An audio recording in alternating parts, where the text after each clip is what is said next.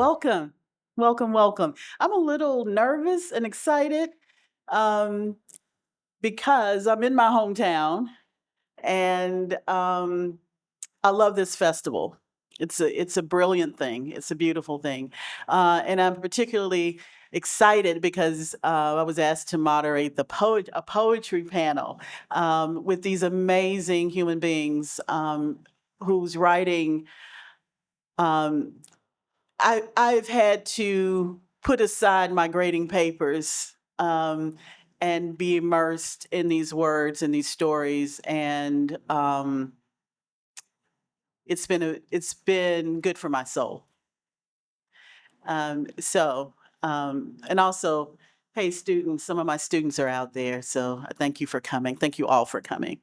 So I'm going to introduce our poets, and then they will read two poems, and then we'll have a conversation. Okay. Then we'll try to have a little time at the end for Q&A. All right. Okay. Um, all right. So be patient with me with names. If I mess it up, correct me right away. All right.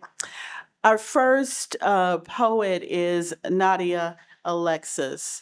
Nadia is a Harlem, New York City native. She's a poet, writer, photographer, and the daughter of Haitian immigrants.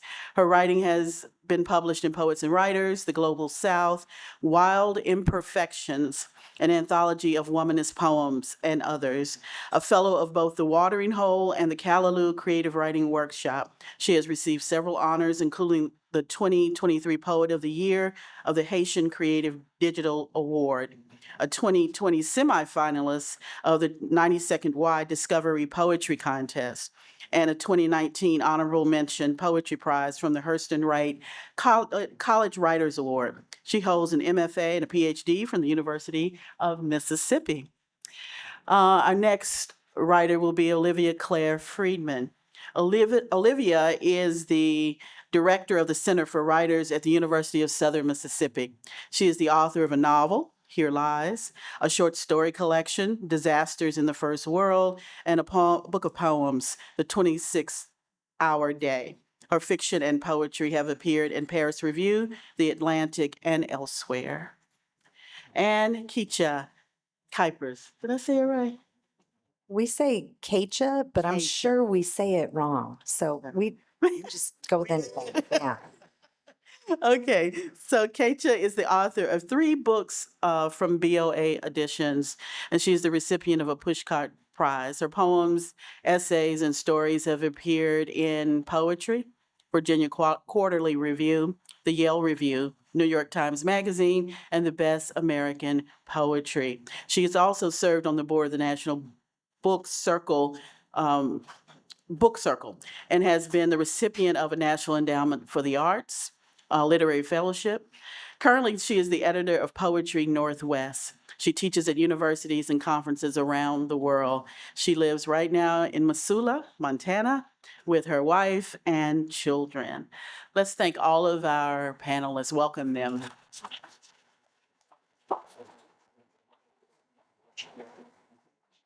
So, Nadia, why don't you begin? And we'll go in the order in which I introduced you guys, if that's okay. Okay.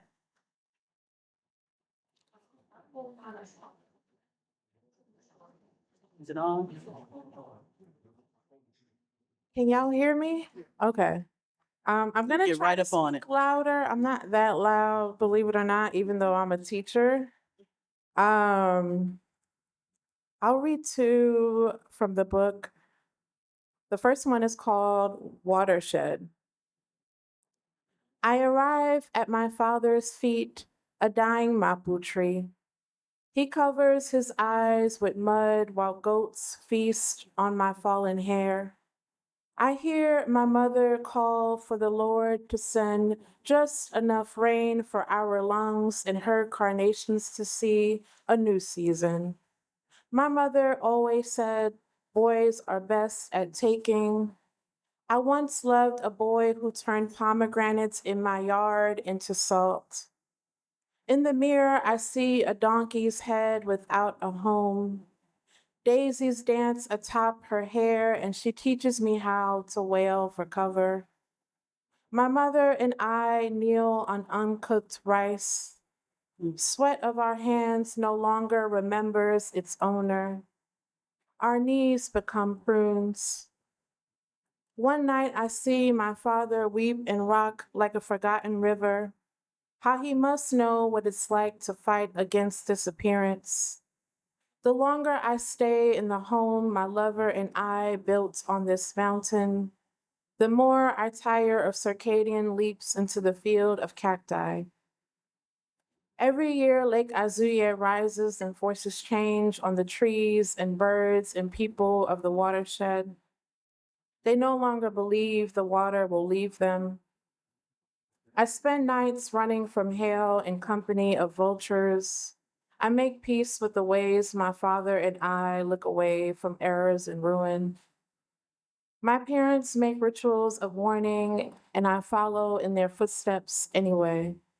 But my mother says I can build a new home from clouds, and I believe her. Cantaloupe. One. Okay. One. Cantaloupe. Oh, this is better. Sorry, y'all. Cantaloupe. One.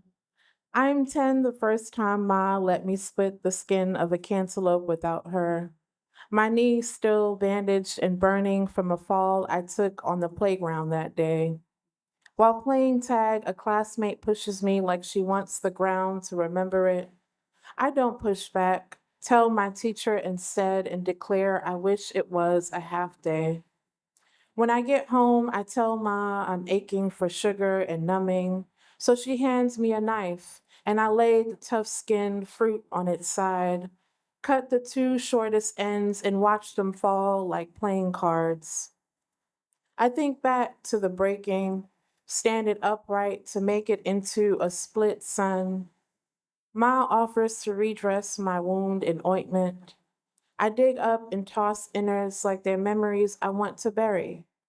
There is no aloe vera here, cut until cantaloupe flesh resembles square shaped Lego bricks. Devour several slices before I place them to rest in our Tupperware. Two, my sisters and I climb plastic adorned couch in our living room. Mountains of clothes and blankets all over the rug for extra cushion. Today we dive into an ocean, bellies full of fruit blessings and minds still on fire from a story Ma told us about a Black girl in Harlem who could fly like a bird. We want to turn into dolphins and fly. We know we can wish this. Feet steadied, hands on each other's shoulders, knees bent for the journey. There's nothing like the thirst of Black girls who believe in their own dreams. Cantaloupe juice can only quench so much. We fly and dive into the water we built, bellies pointed up and down as we lie with bodies transformed into wind. Mm, thank you.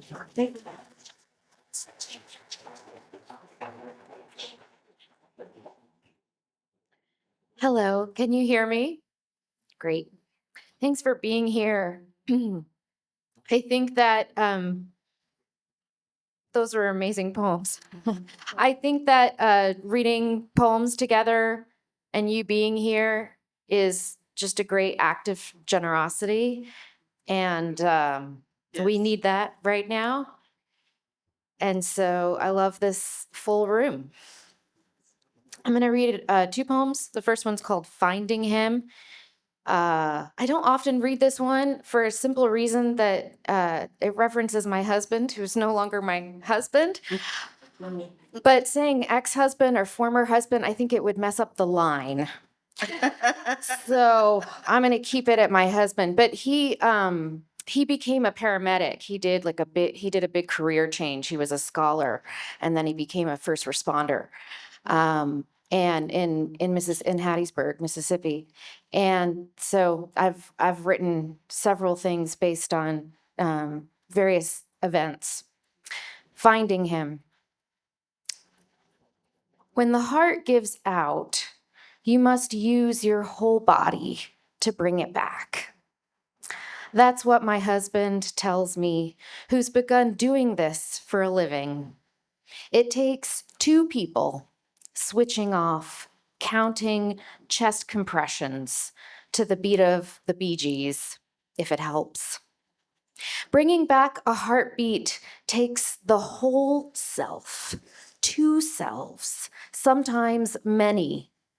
There was the story of the little boy who fell in the forest. They found him that way among the crisscrossing oaks, all the living things scurrying around him. He'd been there for some time, having walked out the front door entirely on his own. They did compressions for a long while. Paramedics breathed into his airway. We have deep wells within us, I'm convinced. During this, it's believed the child's heart restarted 3 times. He came back to life again, again, and again. I will end the story there. That did actually happen. They spent hours trying to bring this little boy back. And you know that when you do chest compressions, you do them to the rhythm of Staying Alive, which is an incredible kind of thing in life, that it's to the rhythm of Staying Alive, but it works. But they brought him back several times. Kind of an amazing story. This next poem is called Christmas Eve. I write fiction too, and you'll hear some of that in these poems, a kind of characterization and plot, things that are in poems all the time, but weren't in many of my poems, and then kind of traveled there as I started writing fiction. And then poems again. Christmas Eve. On the bus ride home, stars looked liquid. Trees bowed down, memories gummed my brain. The time I'd been too reasonable about love. The unreasonable time, too. The time I saw maggots eating a frog, all of it ran together. I was rum drunk and cold. I hugged myself for warmth. My grandmother had raised me in the home she still lived in. I barely saw her. In my 40 years, I was in love only once, and even that was too much.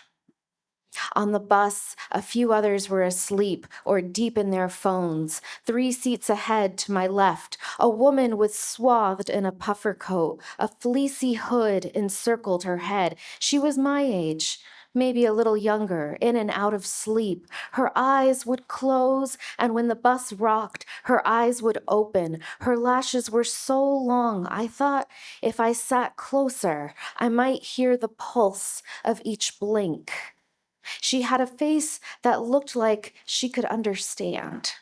I wanted to sit beside her.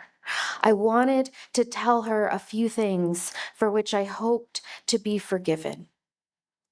Thank you. Thank you.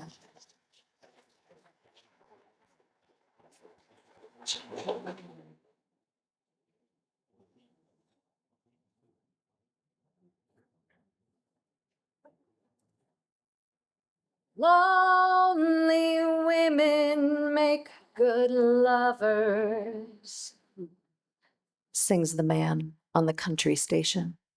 But that's not how I remember loneliness. Mostly too drunk to feel anyone's pleasure. And the next morning, that pitiful kinship of distance. Except for the night, he couldn't finish it. Not in the meadow, not in his truck. Until finally, we stumbled through the blue light of his shared living room, because at the least, he needed some place to put my hunger to bed. In the morning, he thought to make the misadventure right, while I looked out the window, examining the scars on the glass. Bird shit, a feather, unbroken blue sky. The same way I look down at my hands now. Everything so plain even my pain, which I'd thought anyone could see. Do y'all know that song? Yeah. I listen to a lot of classic country, and that song came on one day while I was in the car, and I was like, oh, I haven't heard this one before. And I was like, oh. So you get a couple of glasses of wine in her, and she's a good time. All right. This book, this is my newest book, Lonely Women Make Good Lovers. And these are love poems. I think of all of them as love poems, but I also think that any real love poem or any real love story, whether it's about romantic love, familial love, the love between friends, has to have a tiny kernel of pain or loneliness or sorrow or loss at its very center. And love springs from that in so many ways.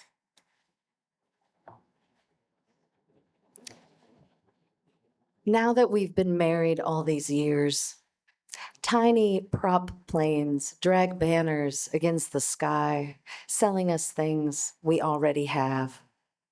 And whatever else crosses the landscape, smoking engine of the trawler, polka-dotted lanternfly, tendril of melted ice cream, snail sticking your wrist's golden expanse, is just one more thing I don't have a choice about loving.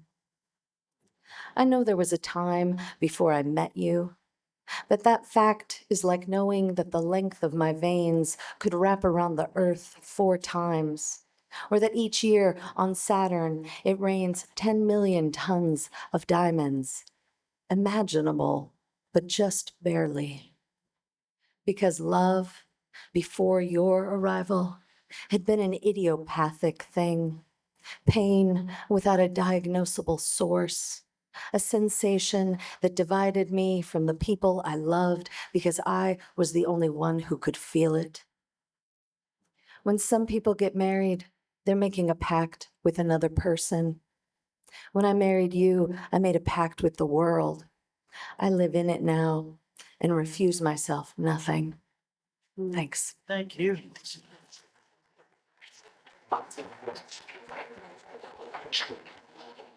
You see what I mean? Um, so I'm so excited to have this conversation because I agree with you about all 3 books. It's about love. And I was really interested in the different ways you came to love, to write about it.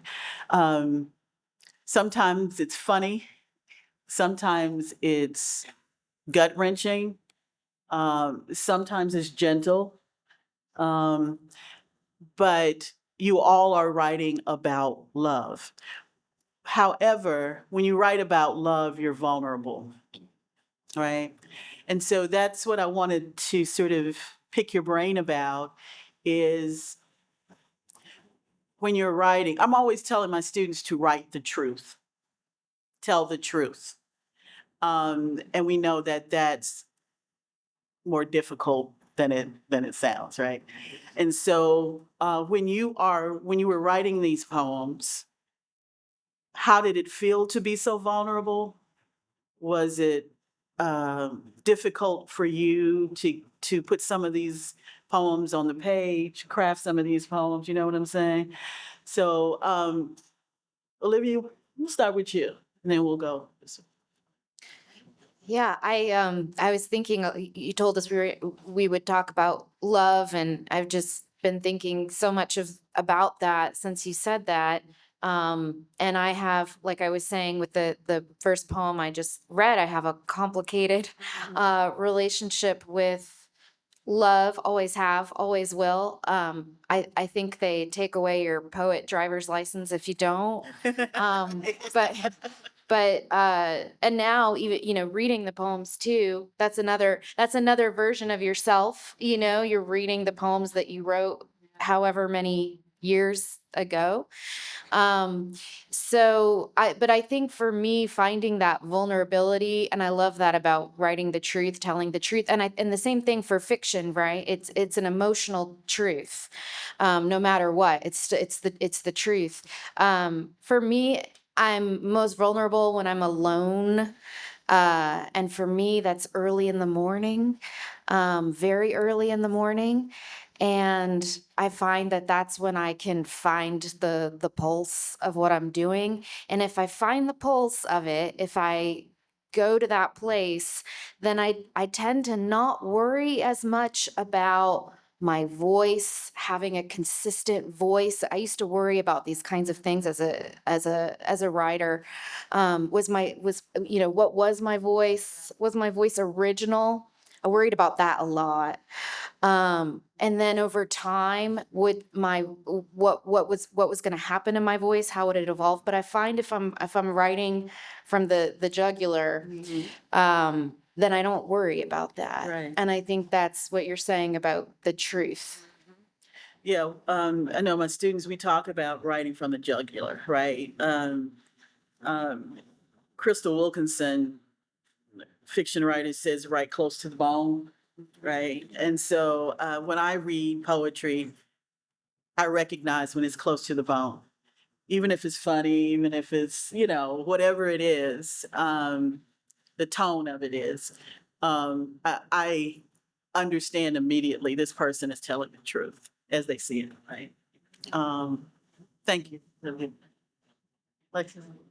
Yeah, I think for me, I wasn't so much thinking about vulnerability when I was writing. I think for me, I wrote the poems as a way to try to make sense of things that I had experienced and things that I had witnessed. So that was just kind of like the priority for me. And I think that they were just poems that had to come out.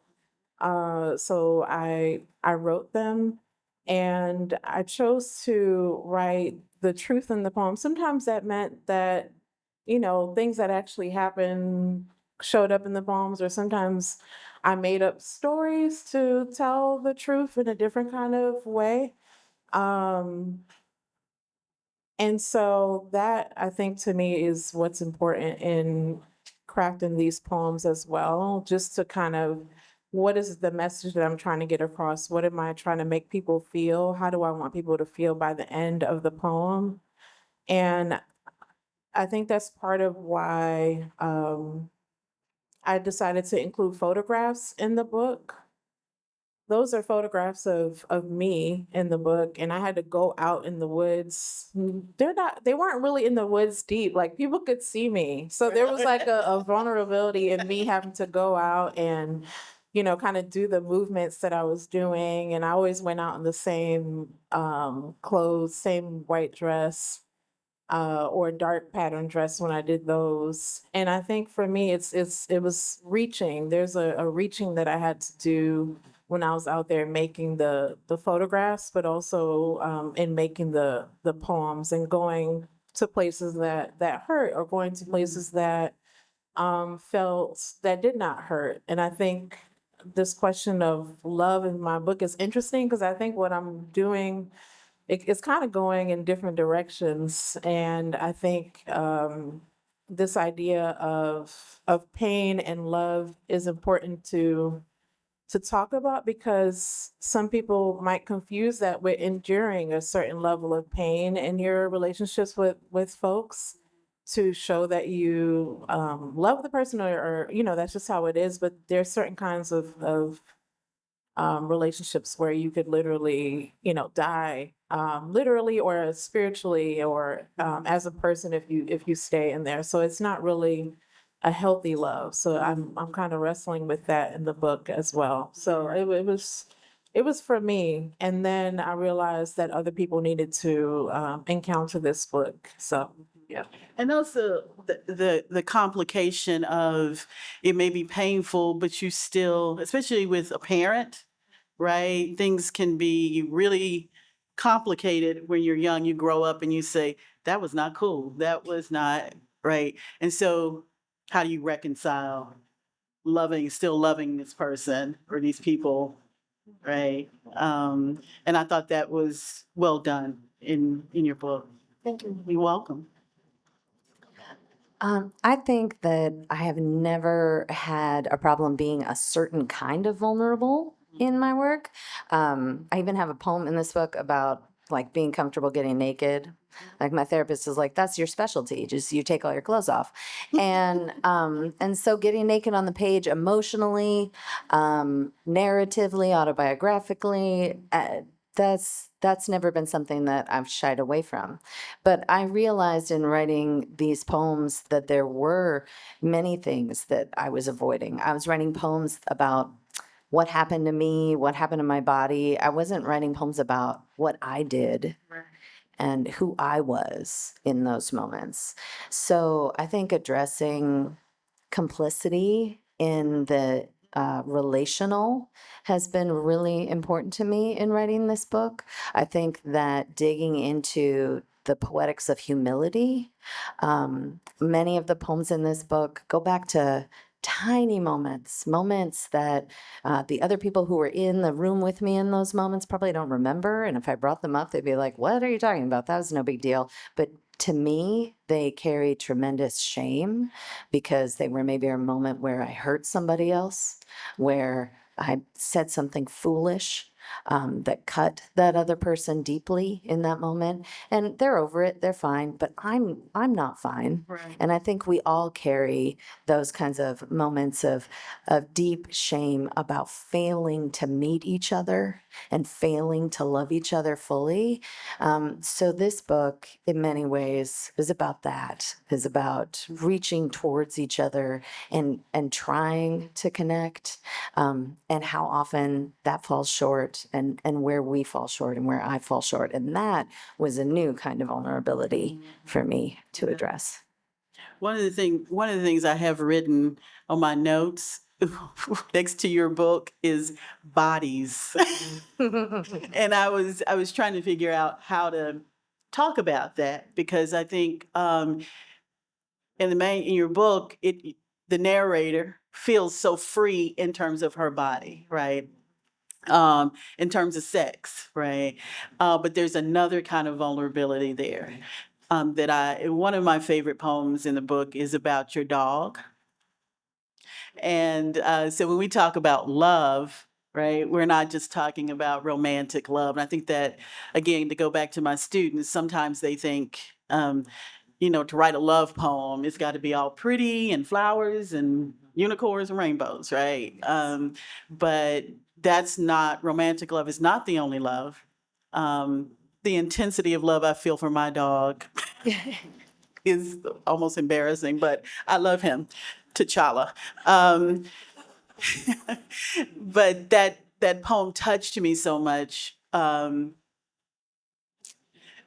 because it was unexpected.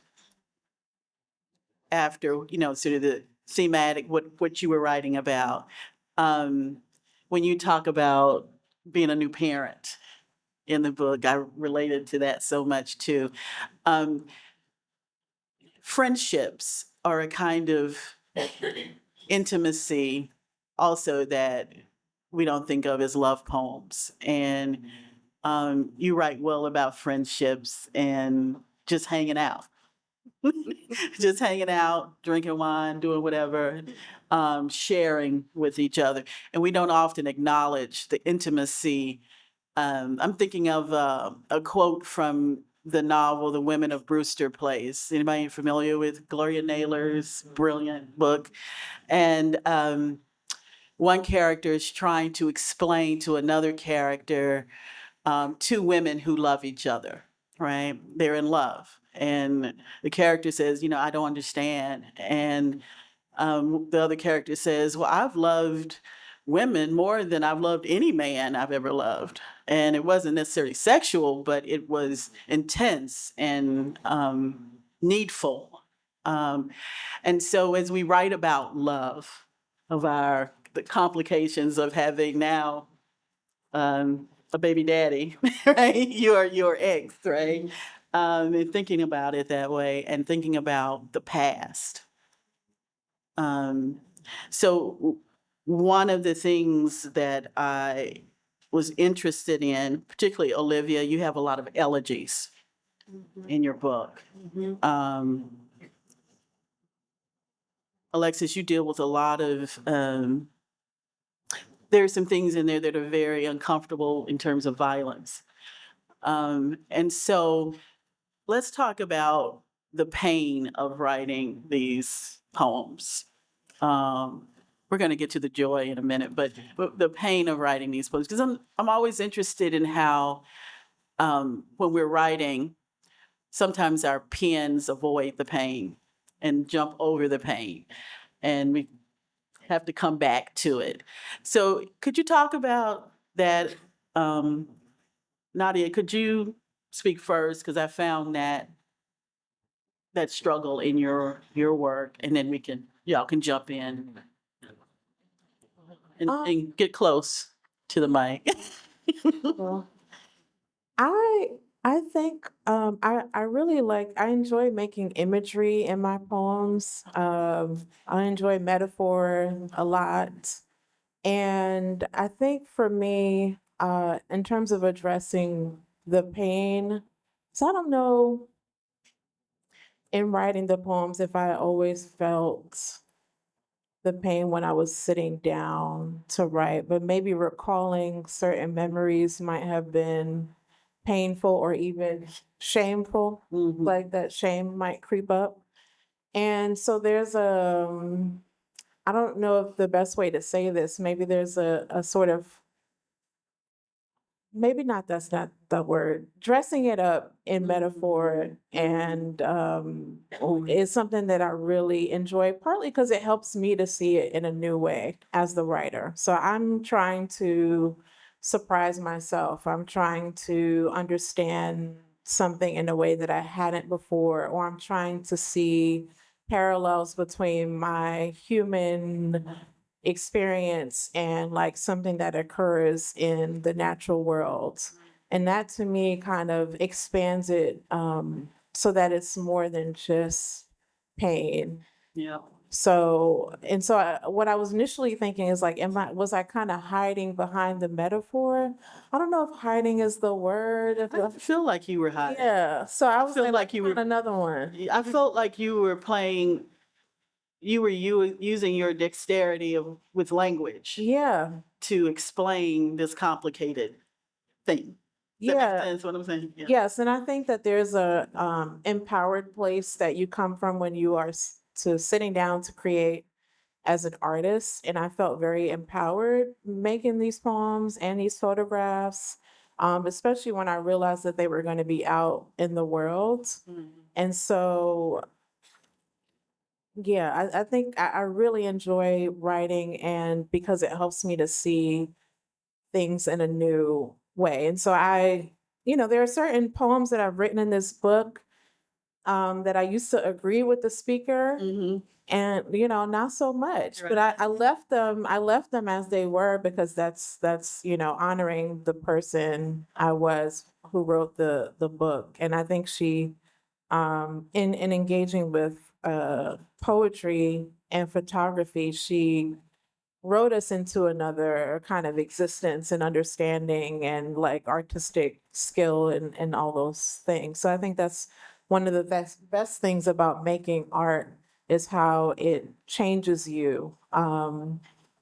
And Elizabeth Gilbert has a book called Big Magic, and she says, we're not, how authors will say that their books are their babies. She was like, we're not the babies of our books are not our babies. We are the babies of our books. And I was like, yeah, I really feel like I have, in writing this book and all the stuff that I've done after, have become an older artist person, maybe no longer a baby, maybe I am. I kind of like the idea of being a baby, because they're kind of, they're exploring. I don't have any children, but they explore. I have nephews and niece, and I'm very fascinated by how they engage with the world. So Just don't be a teenager.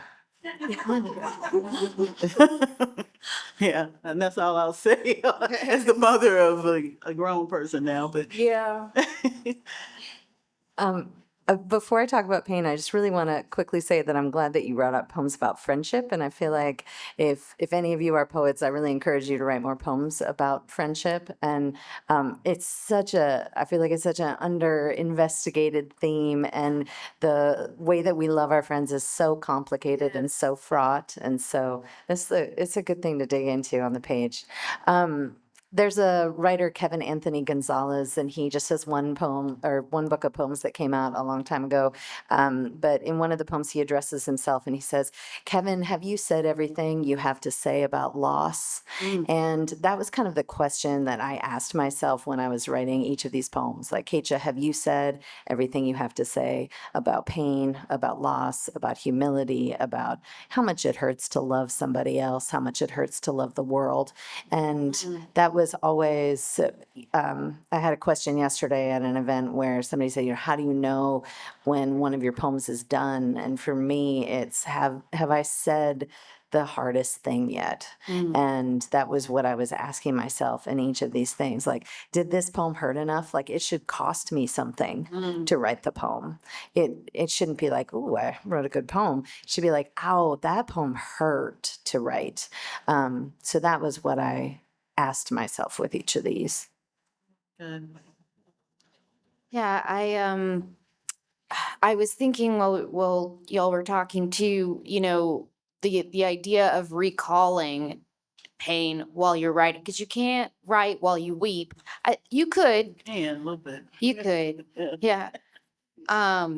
But Yeah. and I find too that when I was in a really bad spot last year, and what I was finding was that I was coming up with a lot of cliches to describe it. I'm in a deep hole and I don't see any light and I can't come out. And that was all true.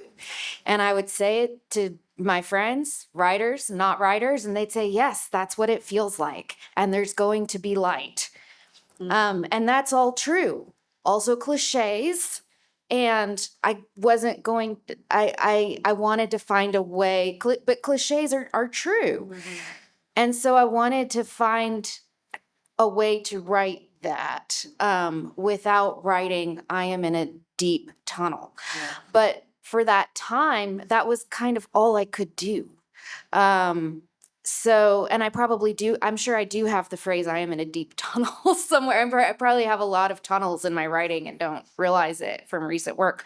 But what I was doing was I would journal a lot and still journal a lot. So even if things were coming out of me that I'd think, I'm not going to put that in a poem, I would just turn that voice off and I'd say, we're not talking about poems. This is what's going on and I'm going to write it down. And so I took pressure off of it that way. And that allowed me to feel, I think, more intensely and then not filter it so much. And then later kind of finding a way to bring that into this, but not thinking about this so hard first. Do you mean like you're writing a story down instead of describing I'm in a tunnel, that you draw out moments? Does that make sense what I'm saying? Like you tell a story instead. Yeah, or like Nadia was saying too, finding that as a metaphor that's new, that can feel new for me. But I think in the moment, just allowing myself to say something Say it. that I wouldn't necessarily put in my writing, but it goes in my private writing. I think that's really important that everybody has a private place where they write, instead of thinking about the page or the screen first. It has to happen here first. And I think having your own journal, your own little book, or your phone, whatever it is, but to me, the phone feels more public, but some little private space that you have before you start thinking about the Right. public, the public thing, right? That you're going to write something or publish something. That all comes later if you want it. But having that private space where you can say things that only you see is really important. Mm-hmm. Mm-hmm. Yeah, I know I've been bringing up my students quite a bit because they've taught me a lot about writing. Um, and I see myself in them, but when they write love poems or what they call love poems, it's often full of cliches. And my favorite is, I'll never breathe again without you. And I was like, I think Babyface said that already, so let's not do that. Um, but you're right to be able to get that out first. And to try to get them to see you're exploring love, right? You're exploring what it means to be in a tunnel. You're exploring what your relationship is with your friends and your children. So how are we doing for time? Are we good? Okay. Because I could talk to them for like another 2 hours.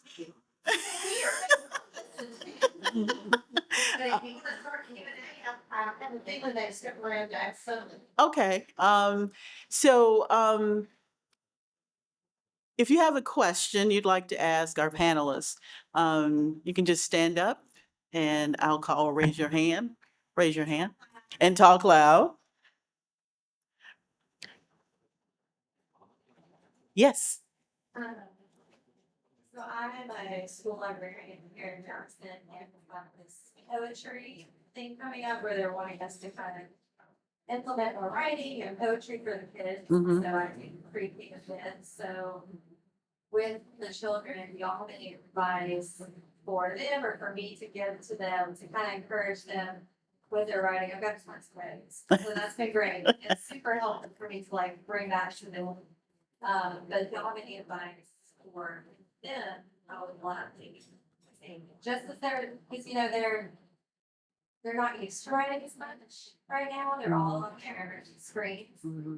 And so they want us to implement more writing in our specials sometimes. And so I'm working on that as well. And I wanted to bring in some poetry with them too, so they can express themselves. Could everybody hear her question? Everybody okay? Okay. No, I just wanted to make sure. So if you have any advice, I would love to see it just so I can formulate some things, bring it back to them, help them in that process. Because I want them to be comfortable and confident in their writing. Yeah, anything for that. And it's not for like we're not the children's panel. No, you're good.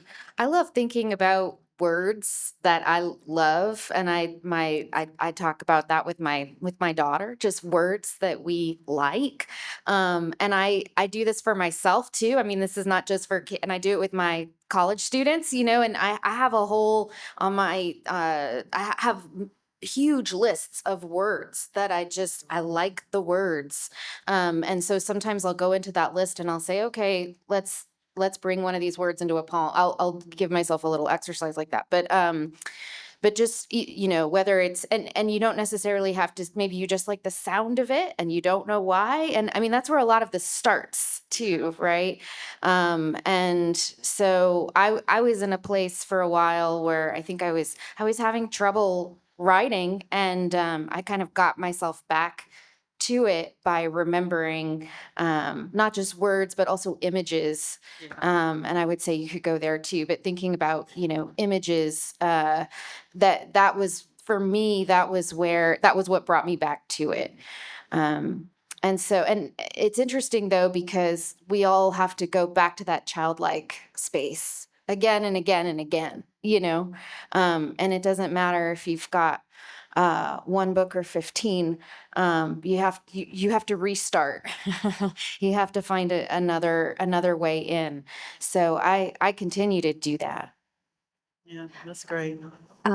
Something I like to do with my undergraduates is I bring in a little tote bag full of tiny objects, like a shell or a little plastic dinosaur. I basically raid my children's bedrooms and find a bunch of little things, and they have to just sort of blindly reach in and pull one out and just describe it in great detail, because I think that our connection to the world begins with attention. And so it's an invitation to pay deep attention to one thing. And a lot of times in describing that one thing, it goes in a completely different direction. But at the very least, they get to have that experience of focusing, right? And especially in, as you said, like this time when we're all on screens and we're so distracted, to really have the opportunity to quietly focus on a single thing and give it your precious attention is a wonderful opportunity for young people. It's a great idea. I do that too. I do an object thing too. Usually in my summer camps or postcards or like nature sounds or instrumental music that kind of takes you things that they probably never have heard before, but I listen to. So very sensory things, and also living poets. I teach living writers a lot, mostly. I do teach folks that are not living anymore, but I find that when my students encounter poems that were written by people that are still alive, they're like, wow, I didn't know the poem could look like that, and that I understand what the poem is about, or like it could make me feel this way, or so I think showing them what people are doing now could be great as well. There's a lot of self-portrait poems and just like interesting things that people are doing that are reflective of our time. So, yeah. Those are great suggestions.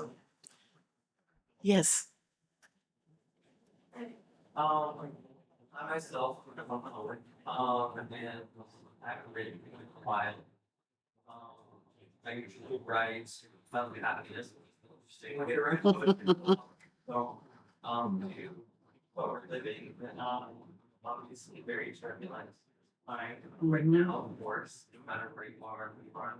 I was wondering how you guys can, overview of that as a poet. If you've written into it so far, where you're kind of, you know, something where it brewing, that's how mine come out. It brews for a while, and then one day I just subconsciously write it down. Oh, that was really good. So I was wondering if you guys had anything to say about that. You know, I'm thinking about a poet named Audre Lorde. And when she was struggling with cancer, she wrote in her journals, just like Olivia was saying, just writing in a private place, right? Whatever it is you think, whatever it is you feel. And when she went into remission for a brief period, she told someone, I haven't written any poems in 2 years, right? But she went back and looked at her journals, and she said there were hundreds of poems in there. But in the feeling, she couldn't think about structure or craft or anything like that. It was about that raw feeling. Um, and that's what I do with my journals. And I'm sure, you know, many writers, you don't have to create a poem necessarily out of that space, but I think that's making sense or trying to make sense of what we're all experiencing right now, right? You're trying to, and one thing you write in there may not be the same, may not agree. You may not agree with yourself sometimes when you're writing in your journal. So that's how I cope. And I hope that some art will come out of it at some point. I think that the natural way often to respond to the terror and the pain and the rage and the deep sorrows of the world is to step back, and that's our impulse, is to protect ourselves, to step away.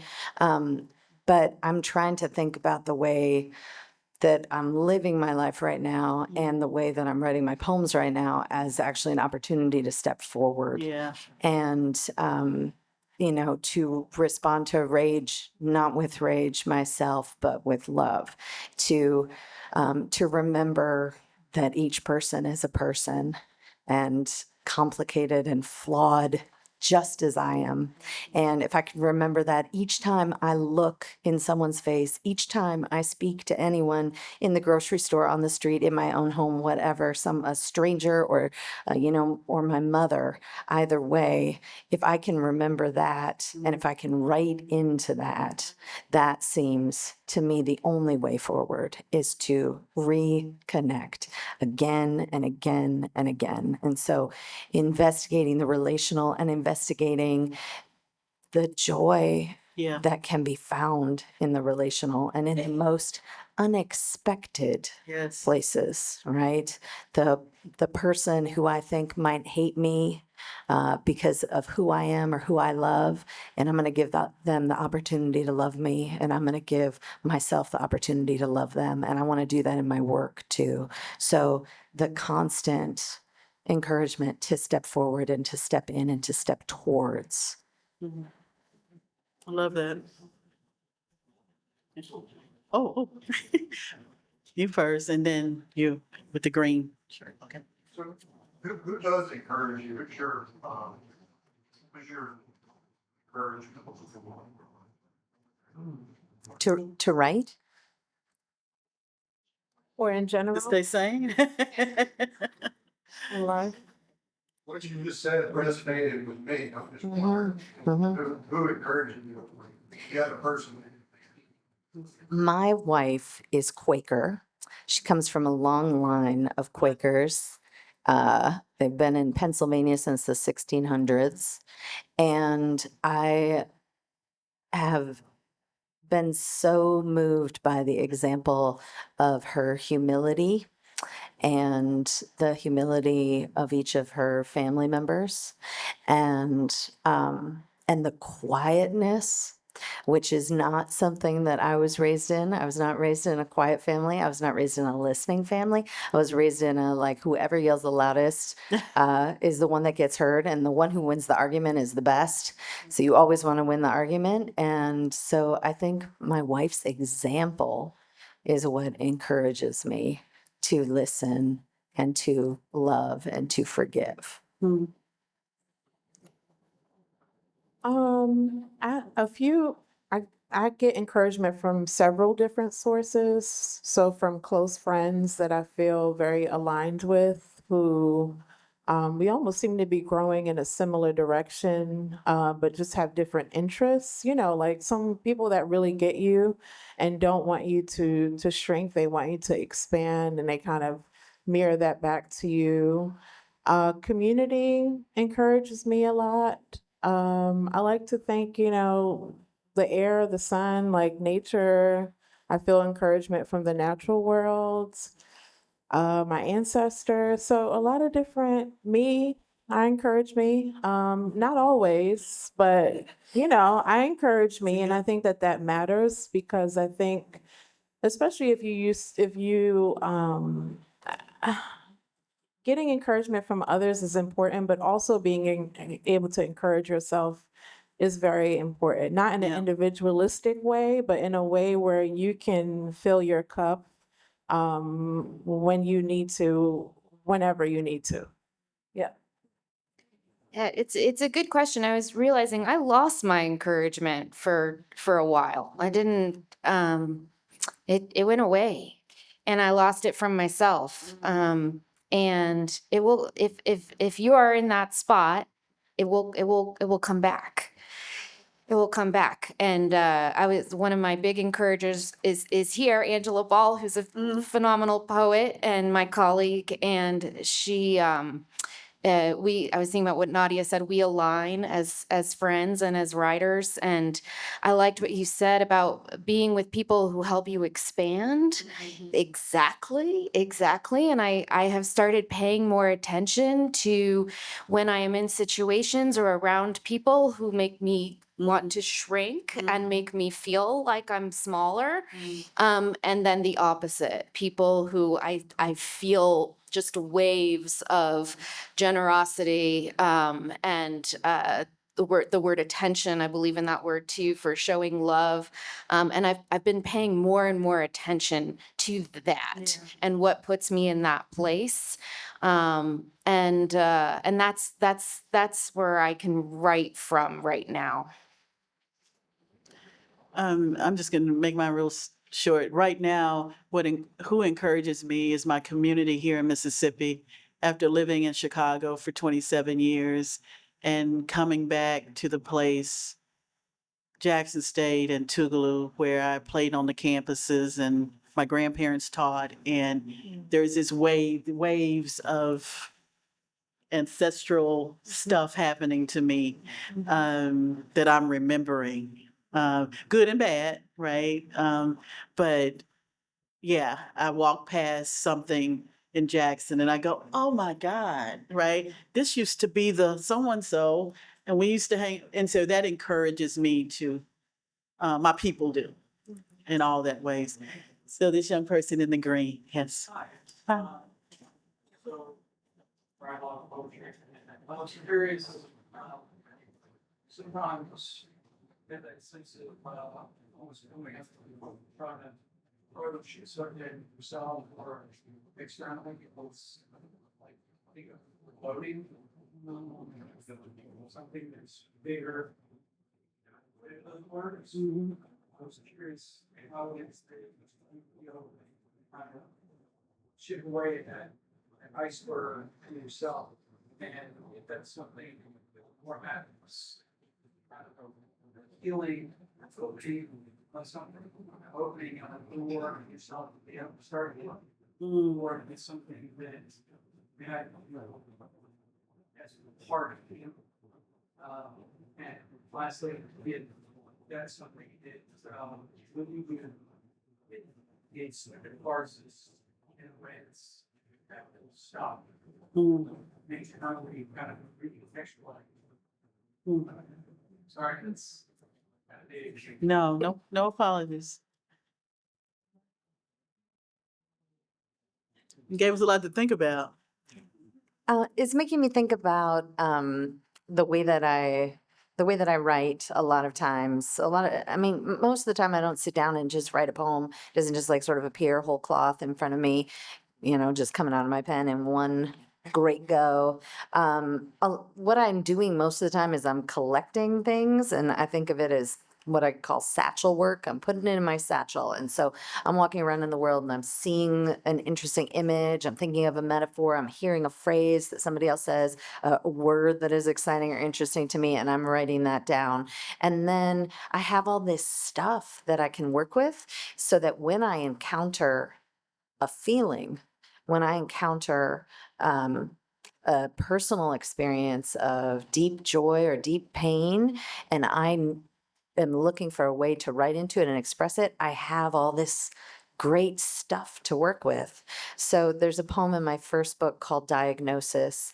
And that poem first started when I was visiting New York City, which was a place I had lived, and I was coming back. And it was winter, and I was riding around in a cab a lot that week. And I was just writing down in my little notebook, like all the things I was seeing: the corner bodega roses frozen in their bucket of water, the nurses taking their cigarette breaks leaned against the ambulances outside the hospital, all these little things, the hot dog vendors.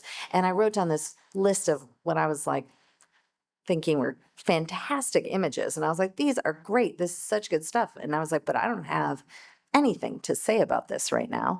Like I could write a poem that has all this stuff in it and it wouldn't really mean anything. And so I just held on to it. And about 4 months later, I went to the doctor and I got a medical diagnosis that was upsetting. And then I suddenly did have something that I needed to write about. And then I needed, and you talked about the sense of foreboding. And I felt like, this is scary. This is terrifying. This is something that I don't understand and I don't know how to move forward and into and through. And how do I write about it? Writing about it is going to be the only thing that's going to help me. And I said, oh, well, I have this long list of images. And suddenly I had the thing that needed that list of images. And so a lot of times I'm waiting for the feeling that goes with all of the things of the world that I've collected already. And then how do they help each other? How do they put pressure on each other to create? It's the tension between those two things that makes the poem stand up and hold up. We're gonna have to wrap up. I could sit here with some Long Island iced tea or sweet tea and bourbon and talk to these poets like for hours, but I want to thank you for attending this panel. I also want to encourage you to go to the signing sections where these authors will be signing their books. Please buy a book if you can, get it signed. Thank them for their words. Also, thank you to our sponsors again.